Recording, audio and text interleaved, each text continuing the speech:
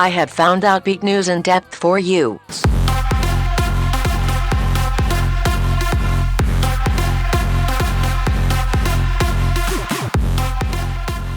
And good evening, everyone. Welcome to Outbeat News In Depth. I'm Greg Moralia.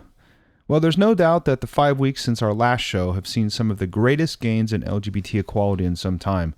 The Supreme Court struck down the Federal Defense of Marriage Act, and in a second decision said that the backers of Prop 8 have no standing to defend their unconstitutional initiative. Same-sex marriages resumed in California, and it appears Prop 8 is gone for good.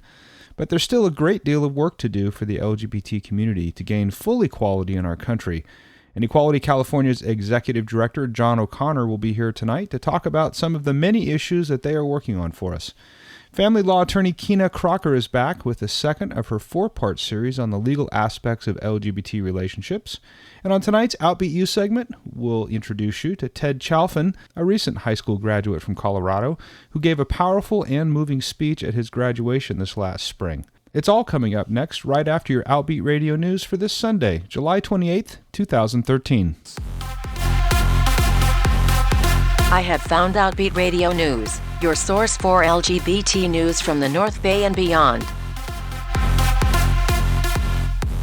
Late Tuesday afternoon, the California Supreme Court denied the second request to halt same-sex marriages in California, this time requested by the San Diego County Clerk, Republican Ernest Dronenberg, who was backed by Charles Lee Mandry, a Prop 8 supporter, who donated $10,000 and loaned another $27,000 to the original Prop 8 campaign. Dronenberg argues that the governor doesn't have the authority to order county clerks to issue marriage licenses, and that because the Supreme Court didn't rule on the constitutionality of Prop 8, that it's still somehow valid and should be enforced. Apparently, Mr. Dronenberg hasn't read the federal court decision written by Judge Vaughn Walker that does indeed declare Prop 8 to be unconstitutional, and the Ninth Circuit Court of Appeals agreed. There is currently a federal court order in place preventing the enforcement of Prop 8, but the California Supreme Court will still consider whether or not it applies to all 58 counties in the state. A decision on that question is expected in August. The California Supreme Court must decide if it will take up their case and has asked for additional written arguments by August 1st. So far, clerks in 24 counties throughout California have submitted briefs arguing that it makes sense for their actions with regard to issuing marriage licenses to be guided by state officials so that marriage laws are the same statewide. In the 3 weeks since the U.S. Supreme Court struck down a key part of the Federal Defense of Marriage Act, Sonoma County same-sex couples newly eligible for benefits are finding there are some limits to the momentum the ruling generated. Bob Holloway, a Sonoma resident and a park ranger for the Golden Gate National Recreation Area, said he received a barrage of email and memos instructing him and others in same-sex marriages how to apply for privileges now due to them. He expected Tuesday to turn in the paperwork needed to extend coverage to his husband, Tom Laughlin. Holloway said, "I'm so excited that after 18 years of our marriage that we're finally able to have the opportunity to share my benefits with him. It can probably save us about $600 a month in what we're paying now for private health care insurance."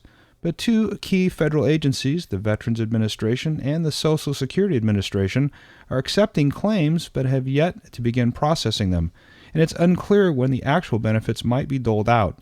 Experts say that part of the delay has to do with the statutes that govern those agencies operating in states like California that recognize same-sex marriage and in the 40 states where only marriages between a man and woman are legally valid. For example, the Department of Defense said military personnel who are married in states that recognize same-sex marriage can receive spousal benefits where they live. They operate on a so-called, quote, place of celebration basis. Others, though, including the Veterans Affairs and Social Security Administration, embrace a, quote, place of residence rule, operating under regulations that deem a marriage valid if the veteran lives in a state that accepts same-sex marriage. Linda Shear, a certified public accountant specializing in tax preparation and planning for people in domestic partnerships and same-sex marriages, said that distinction is critical for anyone who may wed and live in California and then move to a state that doesn't recognize their marriage. There's a lot we still don't know, and the biggest issue is going to be the residence versus celebration idea. What's clear is that neither agency has amended their instructions, forms, and software its co-workers need to process same-sex claims, and they can't say when those preparations will be made. One-time Army nurse Astrid Ortega, 68 years old, was nonetheless thrilled with the reception she and her wife and partner of 30 years received last week when they went to the Sonoma County Veterans Services Office for help in changing their veterans' claims to take into account their 2008 marriage. She and her wife, Gordy Weisgerber, 65 years old, were the first same-sex couple to turn up at the office since the DOMA ruling was announced on June 26th, and they've got an abundance of reasons to embrace their newly found eligibility for spousal benefits, mostly financial. But a key triumph for Ortega was the prospect of being buried one day with her wife in the Veterans Cemetery in Rhode Island, where she grew up. Ortega and several friends, other nurses who served in Vietnam at the same time that she did, have made a pact to seek burial at the Exeter Memorial Cemetery, some with their husbands. But until the Supreme Court determined that same-sex spouses must be granted the same federal benefits as spouses of opposite-gender couples, the best Ortega could do was to arrange with her nieces to mix their auntie's ashes on the sly, so the Cloverdale couple could stay together in death. The couple also filed claims this week with the Social Security office in Santa Rosa so that Weisgerber, a retired retail buyer, could collect the same benefit that an opposite-sex spouse would. Now here's your calendar events for the coming week. On Monday, July 29th, and every Monday at 5:30 p.m., the Petaluma Health Center will host an LGBT support group at 1179 North McDowell Boulevard in Petaluma. And also on Monday at 7 p.m., PFLAG Sonoma County will meet at the Knox Presbyterian Church, 1650 West 3rd Street in Santa Rosa. And on Tuesday, July 30th, from 6:30 to 8:30 p.m., the Transgender North Bay group will meet at the Positive Images Center, 312 Chin Street. Now through August 16th, shop and save and support face-to-face Sonoma County AIDS Network by purchasing a Macy's Glam Pass on sale right now. With your $10 donation, you'll receive an all-day savings pass for an extra 15 to 20% off, only at Macy's in Santa Rosa Plaza. And finally, Napa Valley College is currently registering students for their LGBT Studies program. Classes meet on Monday nights from 6:30 p.m. starting on August 19th. You can learn more by going to napavalley.edu. And if you're a same-sex couple looking for a unique way to get married, we'd love to marry you on one of our upcoming radio shows. We'll provide an officiant, a champagne toast, and a photographer. And of course, you'll get a recording of your entire ceremony. Sign up now on our website at outbeatnews.com. And if you have news or an event you'd like to share with our listeners, be sure to tell us about it by going to that same website, outbeatnews.com. And follow us all week long on Facebook and Twitter for the latest LGBT news and information from here in the North Bay and beyond.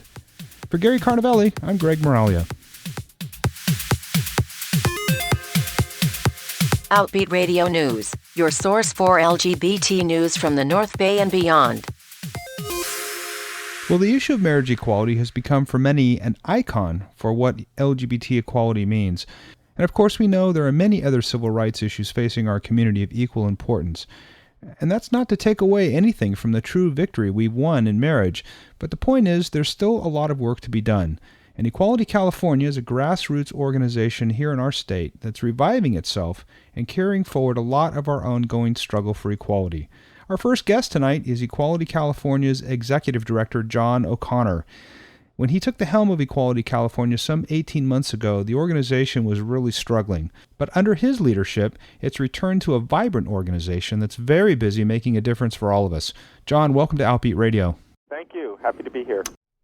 Well, we appreciate your time. Now, you're the new executive director, or relatively new director of Equality California. Tell us a little bit about your background and how you arrived there. Yeah, somewhat new. I started in December of 2012, so I've been here almost 8 months, and it's going quite well. And I'm glad you asked how I ended up here, because it's an important story for me personally in terms of my inspiration to do this job, which can be very challenging sometimes and very rewarding all of the time. I have been professional in the sort of political nonprofit arena in different capacities for 15 to 20 years, and some of those jobs had direct LGBT community work as a part of the responsibilities. I was the national director at the Gill Foundation. I was the program director of David Geffen's foundation. I worked in AIDS policy back in Washington, D.C., and somewhere along the way, I kind of wore out around the politics, and I decided I would, move into other interests and do my personal life on my personal time and just, focus on career-related decisions in my career, and I moved out of the LGBT movement work, and I did a job that was really exciting but kind of exhausted me. I worked for then First Lady Maria Shriver as the founding director of a program called the California Hall of Fame, and I did that work for 4 years, commuting from Los Angeles to Sacramento, and I loved it, and it was very different than anything I'd done before, and I ended somewhat exhausted. And I took some, I rolled off that job uncertain of what I was going to do next, and I ended up out in Palm Springs, having rented a vacation home for a month to rest and relax, and I really, the vibe and the pace of it was great, and I loved it. And I was reading in the newspaper one day that the local LGBT community center was looking for a new executive director. They were undergoing a restructuring, and at the bottom of that Joe McCormick from McCormick & Associates was doing the search for them pro bono, and I thought, this is interesting. I've known Joe McCormick for 20 years.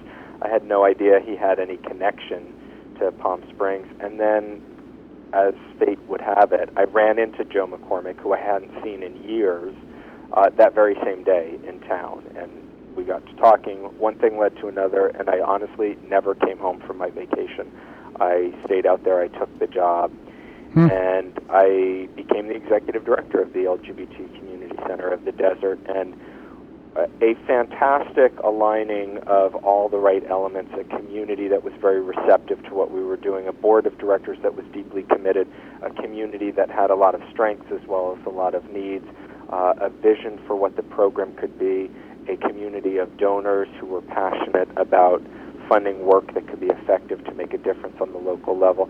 And for the first time in all of the work that I had done as a part of the LGBT movement, I was in direct care and service, where I got to know on a personal level the people who were impacted positively by the work, and things like an anti-bullying program in the school district, an outreach program to the transgender community, a food bank, a counseling center for LGBT people with a specialty for seniors.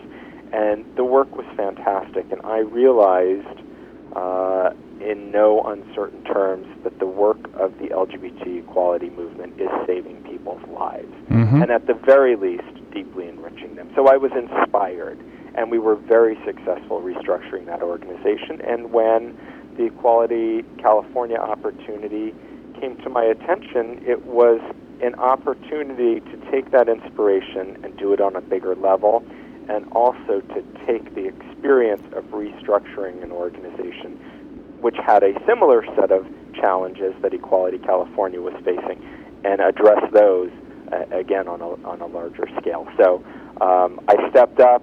I'm so grateful they did hire me, and we're having a lot of success, and everything's moving in the right direction here, and it's very exciting. Wow, great story, but it kind of sounds like from out of the frying pan and into the fire, doesn't it? Yes, yep, you're right on there. Yeah, I mean, there's been a lot of change going on, some of it very invisible and a lot of it very visible, especially this last month. We have a very positive Supreme Court decision about DOMA. Proposition 8 has basically been rendered useless with an injunction barring its enforcement. Now in place, marriages have resumed. And yet there's still language in our Constitution defining marriage as being between a man and a woman. Give us your thoughts about the need to put a ballot measure on getting rid of that language once and for all. I think it's unnecessary. I think as a practical matter, the law working so that loving same-sex couples can, if they so choose, marry the person they love and participate in the institution of marriage equally with our straight brothers and sisters. I think that's really the bottom line, and we've achieved that. A ballot initiative is an enormous piece of work that's millions and millions and millions of dollars. And marriage is very important, and the principles that you're talking about, getting that record cleared, is very important. But marriage is also very important to get out of the way, because there are so many pressing issues that our community continues to face: an epidemic of bullying and youth suicide, full equality and inclusion for our transgender community members, our seniors face discrimination in nursing homes and long-term care facilities across the state and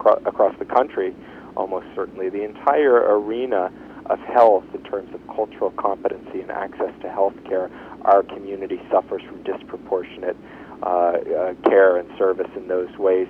And immigration, we have a huge opportunity to educate our stakeholders on comprehensive immigration reform and to rally for justice to be served in that arena. So I think it would be an enormous drain of resources and the wrong decision for us at this time. Yeah. And you're right. There are so many other issues beyond marriage that still need to be resolved in terms of our civil rights. I think marriage has become this sort of icon of what equality means, and it's really only one piece. Talk about some of the other issues now that Equality California is directly involved in. Sure, and thank you for the framing of that question in that way. We are an organization that stands for full equality and nothing less, and of course marriage is a centerpiece, accomplishment, milestone. The young people who will grow up seeing same-sex couples with relationships that are treated with the same dignity, role models in their life, things that we, as I'm 42 years old, people my age and older people never saw when they were growing up. The landslide shift in just our psyches about what it means to be a gay person or a member of the LGBT community will be so deeply impacted by the institution of marriage expanding to be inclusive of same-sex couples. So that's amazing. But there are many other things. Like I mentioned, an epidemic of bullying and youth suicide. We, Equality California, sponsored a demand for an audit in California of the Safe Schools legislation that has been passed over the years. Senator Ricardo Lara sponsored that bill with then Assembly Member Betsy Butler, and that audit is underway by the state auditor now, and they will review how well in the over 1,100 school districts around the state Safe Schools legislation has been implemented and how well it is being enforced. And I don't think we haven't seen the report yet. It's coming out next month. It will be a comprehensive report with very important data in it. But I think we can anticipate the findings will show kids continue to be bullied and harassed in schools. Rather than being protected from the interactions, they're often punished for them. They don't feel safe. They're probably not learning in environments like that, and the state has failed to protect our young people, and it's an outrage. So there's an enormous piece of work to be done there, and we're making plans to amplify the findings of that report as broadly as we can to illuminate the problem at a level of detail that we've never been able to before. Well, I think if the latest GLSEN report is any indication of where we're at, you're absolutely right. There is a huge problem that continues in our schools. And there are several pieces of legislation that are connected to this, right? There's the Fair and Inclusive Education Act, and then at the community college level, Assemblyman Block wrote AB 620, which asks all community colleges in the state to do 5 specific things to make their campuses better for LGBT students. And I can tell you very few, if any, of those have been done in most places. So we have all these laws, but we just haven't made enough progress on them. That's right. So that example is an important one and a current one, but more generally speaking, a shift of resources to the implementation and enforcement of laws that have already been passed is part of our vision for the future of how Equality California remains relevant and effective. And I talked about the senior issue, where a sponsor of a bill authored by Assemblymember Jimmy Gomez here in Los Angeles.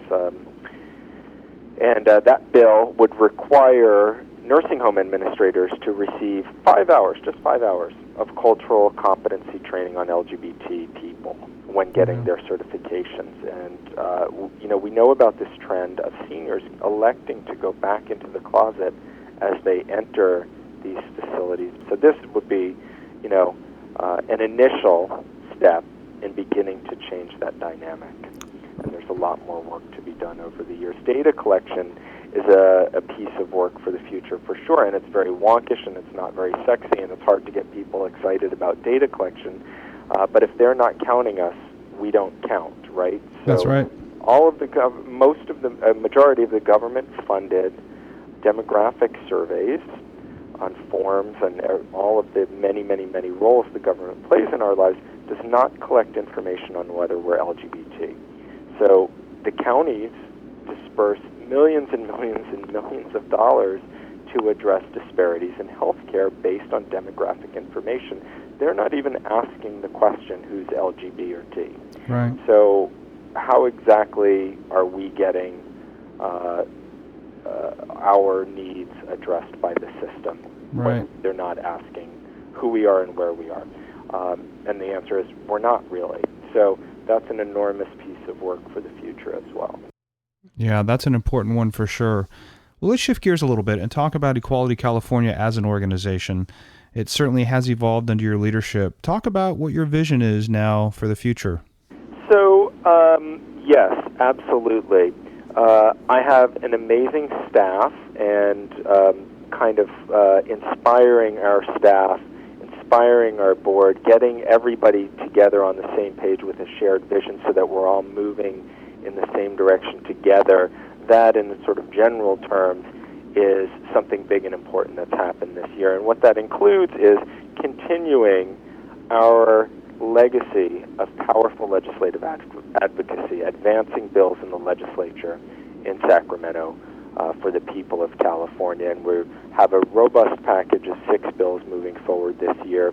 AB 1266, which will clarify existing law in the education code around non-discrimination against transgender students, that will explicitly make clear that they are allowed to use all facilities and participate in all activities, including sports and team sex-segregated activities, according to their gender identity.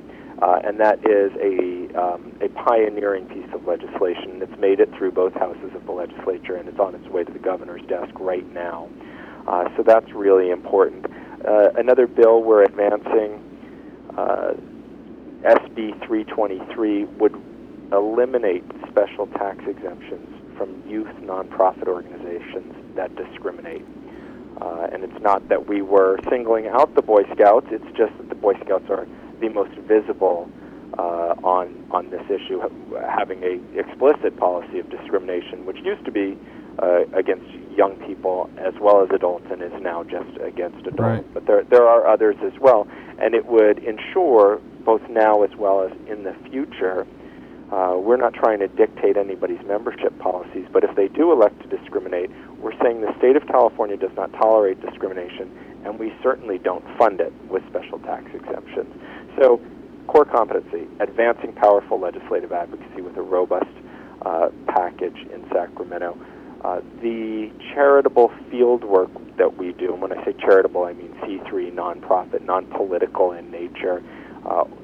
The one piece that we have relentlessly worked on in communities all across the state since the failure of the Prop 8 campaign is building public support for marriage equality.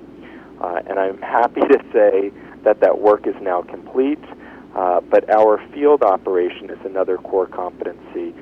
Meeting people in the streets at community events, informing them about what is happening legislatively and politically across the state is a key function of this organization, and a powerful one.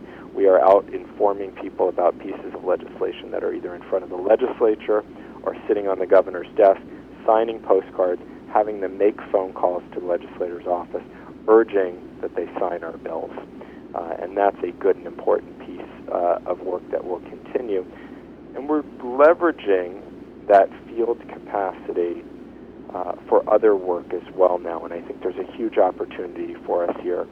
For example, with Obamacare and the operationalizing of Covered California, the health exchange, where anybody will be able to get insurance coverage now, many people for the first time ever in their lives, and with enormous subsidy programs available, we have rolled out an enormous public education program statewide funded by the California Endowment, where we are using our field operation to talk to the most vulnerable people in our community, people who are hard to reach, about covered California and the opportunity it represents and the subsidies that they may be eligible for, to get as many members of the LGBT community into insurance coverage, as I said many times, for the first time in their lives. Wow. And the last piece, which is very important, is our candidate pack. Regardless of any particular piece of legislation, the relevance of an equality organization like Equality California is that we will always need political power. Our adversaries will remain our adversaries for years and years to come. If we look at other movements, let's say the pro-choice movement, they had their landmark Supreme Court victory over 40 years ago, and the political struggles that ensue to this day to protect a woman's right to choose are a great example that we must be vigilant. We may not have a need for any particular piece of legislation at any given moment, but we will always need 100% pro-equality legislators in elected office, and that is the vision for the future. That is where this organization and anybody who cares about LGBT equality in the state of California needs to be. And through our candidate pack, we support candidates to get elected to statewide office only if they have a track record and platform of 100% pro-equality. So, demonstration of having supported marriage equality, a pledge to support our agenda in terms of transgender equality, in terms of addressing disparities in treatment of LGBT seniors, and on and on. That's real political power. That's the pathway to real and lasting political power for us. And that is something we do now, and it is definitely part of my vision to strengthen and expand. Well, there's no doubt in my mind that that's so important. Jerry Brown is our governor and Kamala Harris is our attorney general. If they weren't in office, I'm quite certain that going into the Supreme Court hearings, California's position would have been much different on Proposition 8. That's right, and the decisive political leadership that they demonstrated on that issue immediately following the release of the Supreme Court's decision made what could have been a very questionable execution smooth and clear and supported politically with such strength at the highest level. It really, really helped us. Yeah, no doubt. Well, tell our listeners how they can get involved with Equality California or learn more about what you're doing today with some of the legislative pieces. I know there's a sense of wanting to get involved and be active here more locally. Sure, eqca.org, and the phone numbers are there and emails are there. They can learn about our legislative package. There are volunteer opportunities for sure. We have lots and lots of volunteer opportunities in the Los Angeles and Southern California region. We're doing some expansion of our health-related work that I described in communities in the Coachella Valley as well as down in San Diego County. And we are expanding our field operation in the San Francisco Bay Area as well. So we have opportunities now, and we'll have an increasing number of them in the future. And those include phone banking opportunities to get on the phone, to call people who are a part of our list, who are dedicated to LGBT equality, and say, hey, the Assembly or the Senate or the governor is considering this bill. Can I patch you through to them right now so that your voice can be heard as a part of the democratic legislative process, and tell them this is important to you. We love our volunteers. We couldn't do the work we do without our volunteers. And if you missed that website, eqca.org, we'll have a link on our own website at outbeatnews.com. We've been talking with John O'Connor, who is the Executive Director of Equality California. John, thanks so much for spending your Sunday night with us. Oh, it's my pleasure, Greg. Thanks for having me on. We'll be back with family law attorney Kinna Crocker right after this. There are more than 2,000 people living with HIV and AIDS in Sonoma County. 500 of them don't know they have it, so neither do their partners. If you've ever suspected you've been exposed to HIV and want to know whether you're carrying the virus that could lead to AIDS, there's a place you can be tested for free, confidentially, and anonymously with results in just 20 minutes. Call face-to-face at 544-1581 or visit f2f.org. We want you to know your status. We continue tonight with the second of our 4-part series on the legal aspects of LGBT relationships. Joining us again is our expert, Kinna Crocker, here in Santa Rosa. Kinna, welcome back to Outbeat News In Depth. In our first segment, you told us a lot about domestic partnerships and marriage. And tonight we're going to talk about how you actually go about combining a household.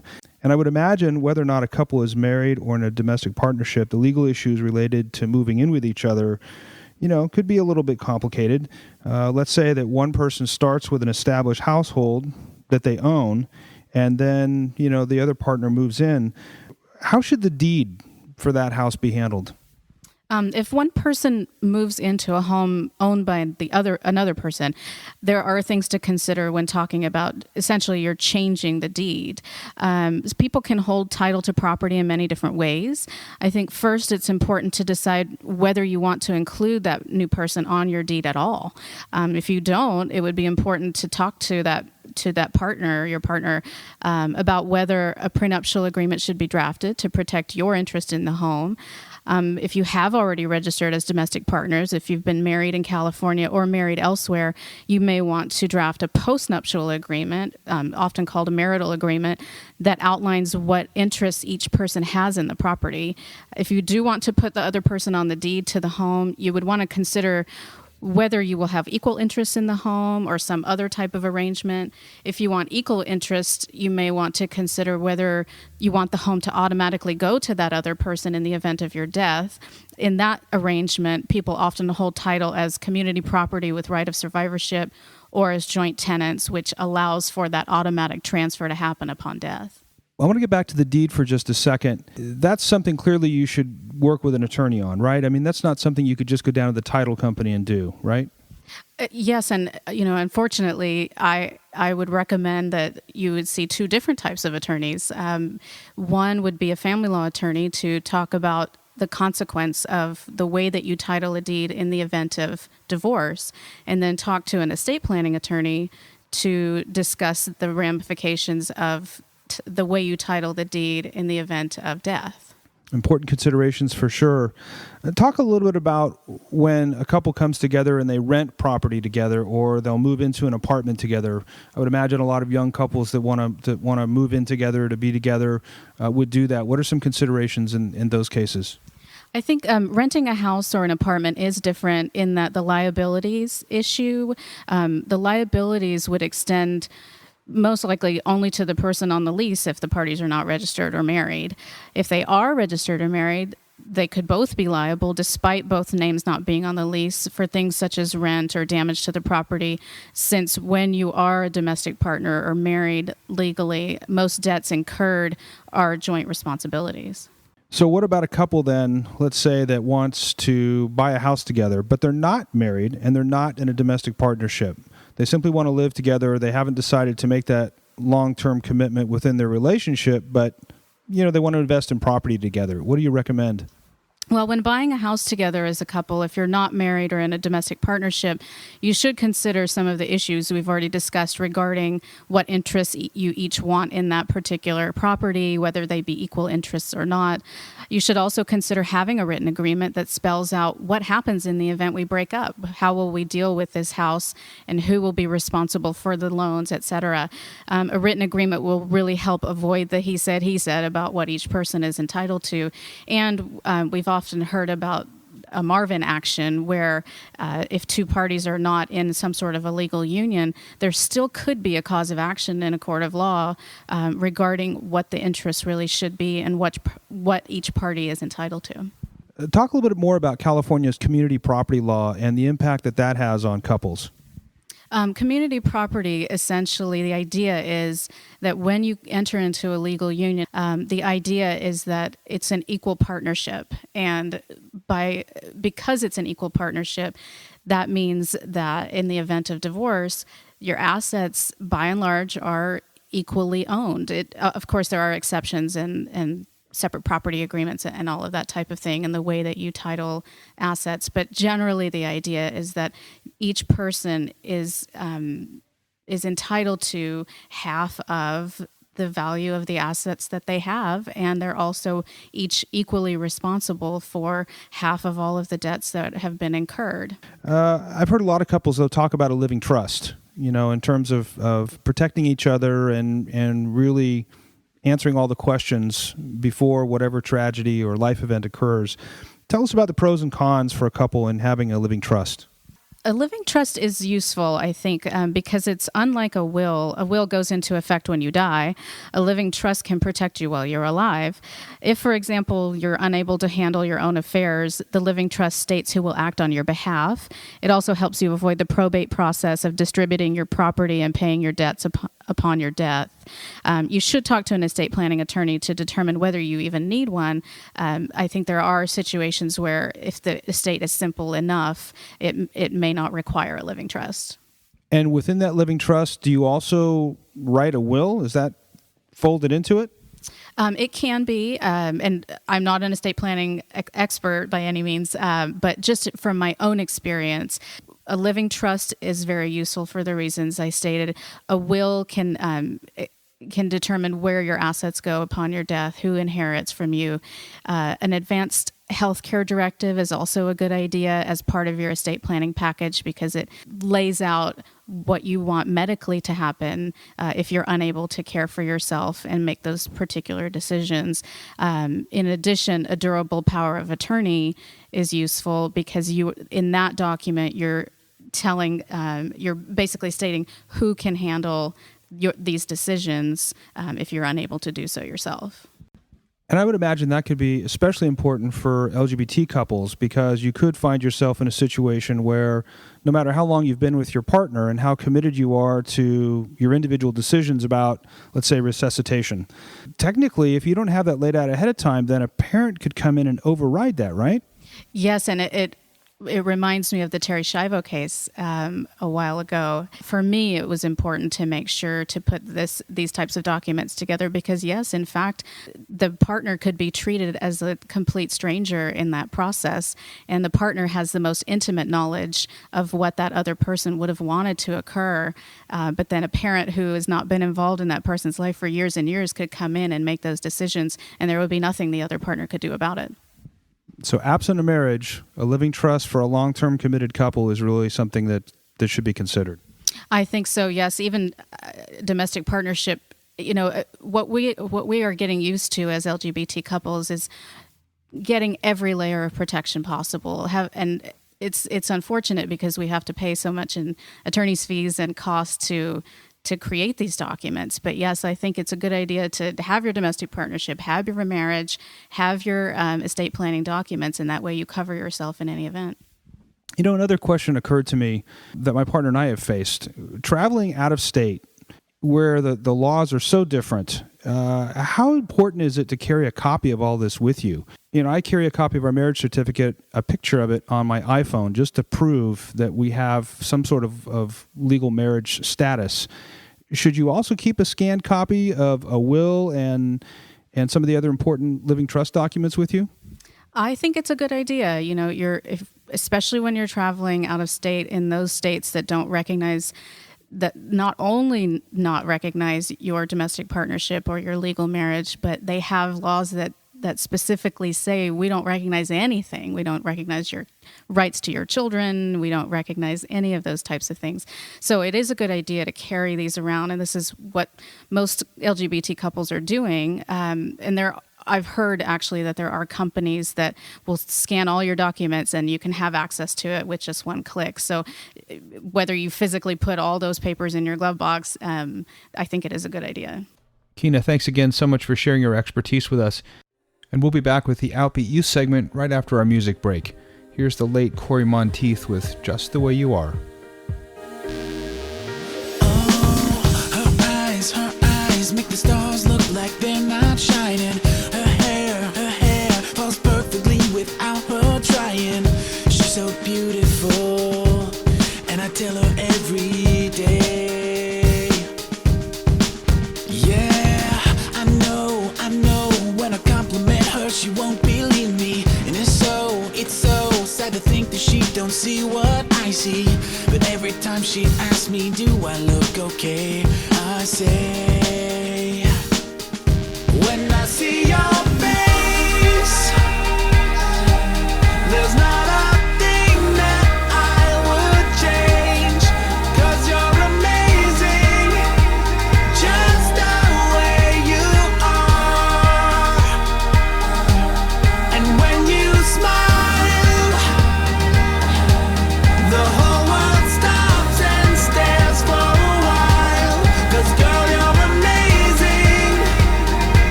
it's so sexy.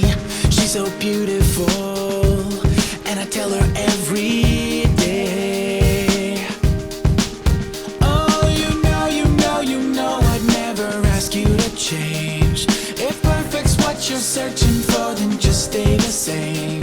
So don't even bother asking if you look okay. You know I'll say, when I see your face, there's not a thing that I would change. 'Cause you're amazing, just the way you are. And when you smile, the whole world stops and stares for a while. 'Cause girl, you're amazing, just the way you are. The way you are. The way you are. Girl, you're amazing, just the way you are. When I see your face, there's not a thing that I would change. 'Cause you're amazing, just the way you are. And when you smile, the whole world stops and stares for a while. 'Cause girl, you're amazing, just the way you are.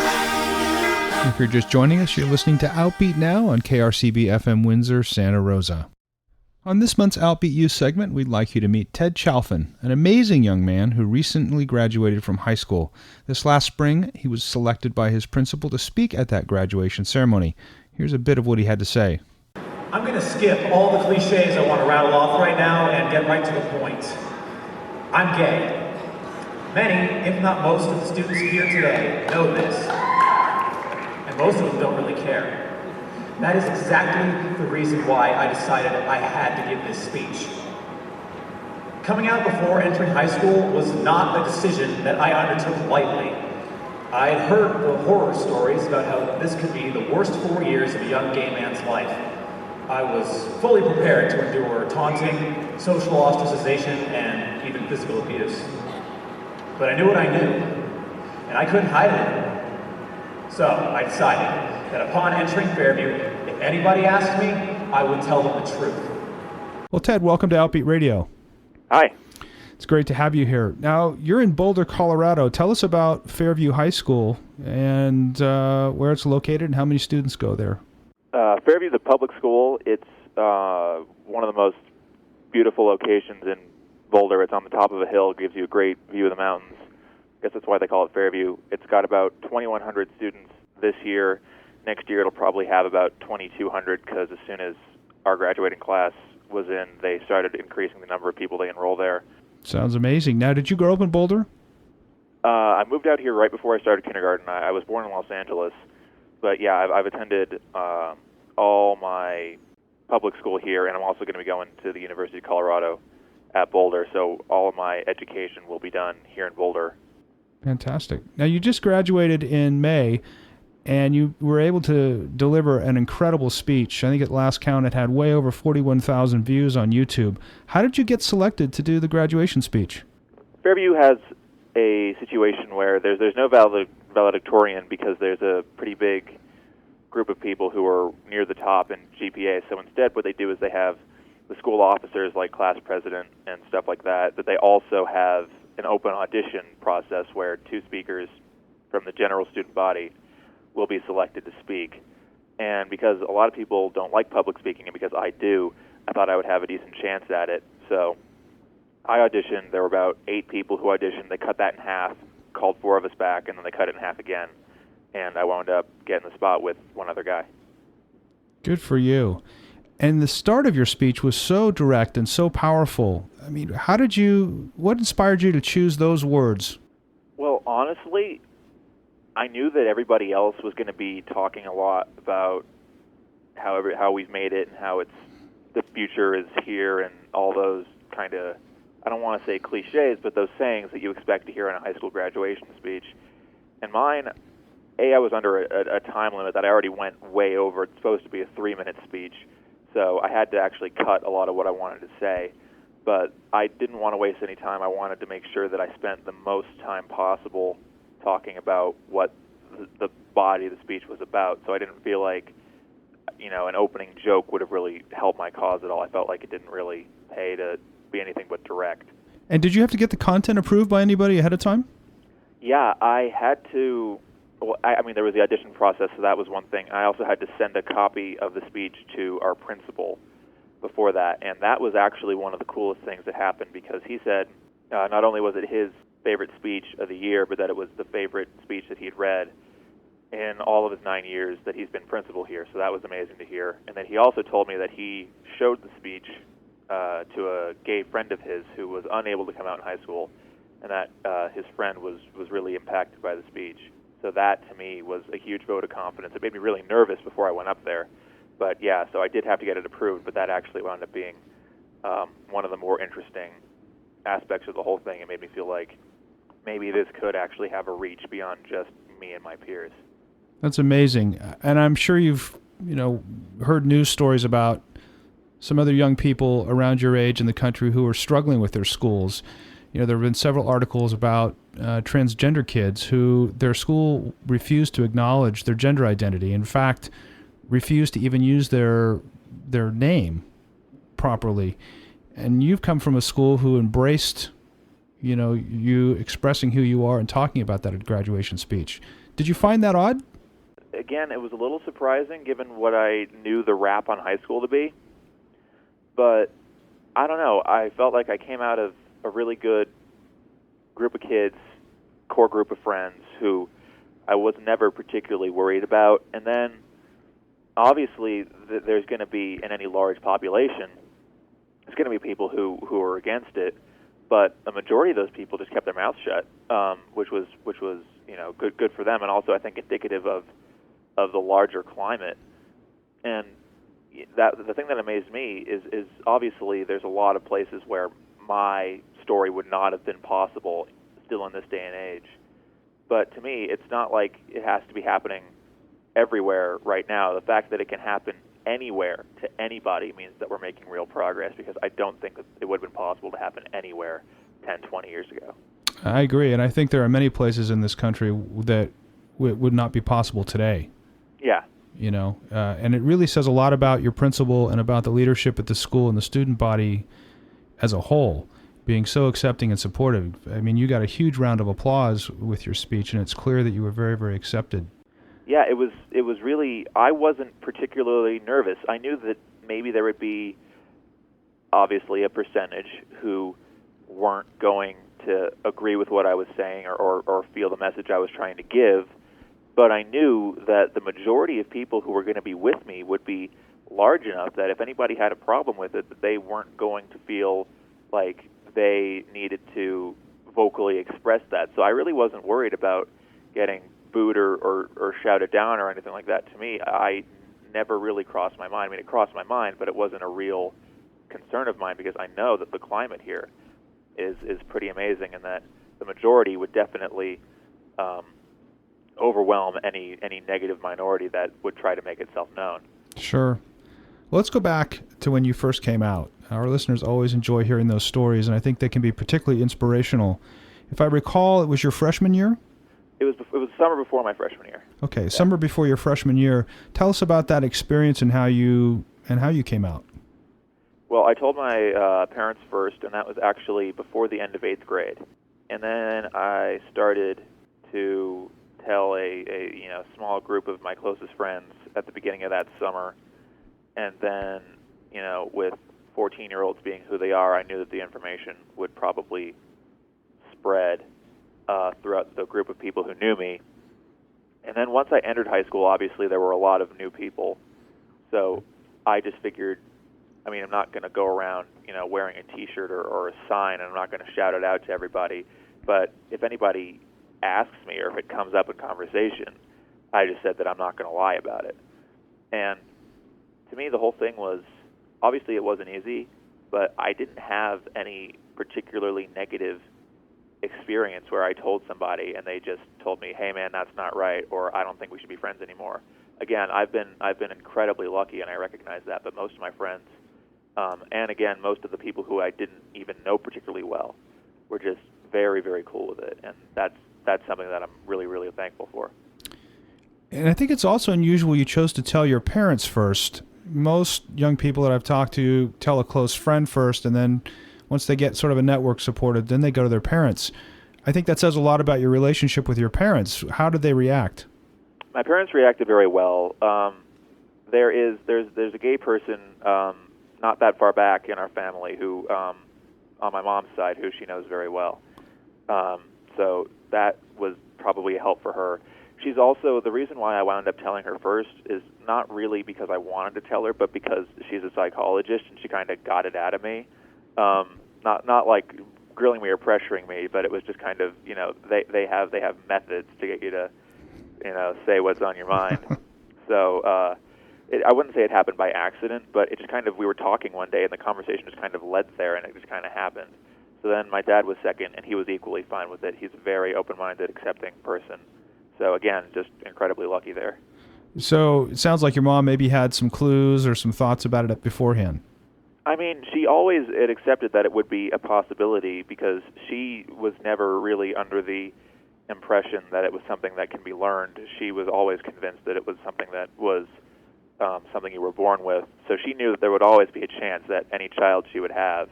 And I don't know this whole theory about, the more children you have, the more likely they are to be gay. I'm first and only born. But so she always knew there would be a chance.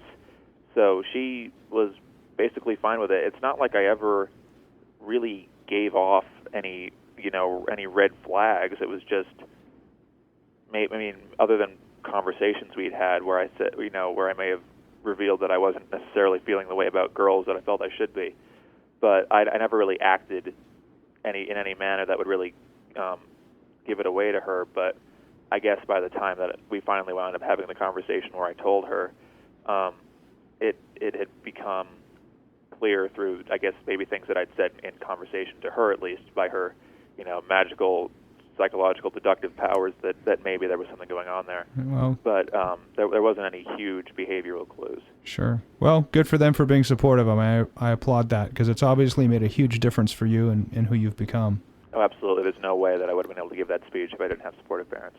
Fantastic. So let's go back to your school. Was there a gay-straight alliance there while you were there? Yes, there was. And I was a member, not a leader, for a semester in junior year. But honestly, it wasn't really my thing. I've never really liked labels. I mean, it's not. And I'm very proud to be gay, and wouldn't change it now if I were given the opportunity. But it's just like the thing when I did the play, people started calling me a thespian, and I just kind of reject stuff like that. I just feel like I'm just a guy who does stuff, and that's all part of who I am. I never really pictured myself as a crusader for rights, and so it's interesting now that this video has come out that people are, have been saying these things about me, these positive things about me, because I honestly just thought of it as something that I had to do. But the GSA was something. I had some friends who I knew were a part of it. Somebody I knew was the head of it. But for me, it just wasn't my thing. Well, tell us about some of the other interests. You mentioned you were in a play in high school. What are the kinds of things that you participate in high school during your years there? Yeah, I did the play the last 2 years, not the musical. We have a musical and a play. I just did the play. I got the lead part this year, which was a lot of fun. And then what was the play? Night of the Living Dead, which had never really been adapted to the stage before, so it was a lot of fun to kind of do our own thing with it. And then also there's a film program, a burgeoning film program at Fairview. There's an IB film class there. IB is International Baccalaureate. It's like AP, but it's an international thing. Uh-huh. And we made a film this September with a script that I wrote that I was also starring in, and it did actually have gay themes in it that we entered into a local film festival that won. So that was probably the proudest achievement of of my years at Fairview, to be honest.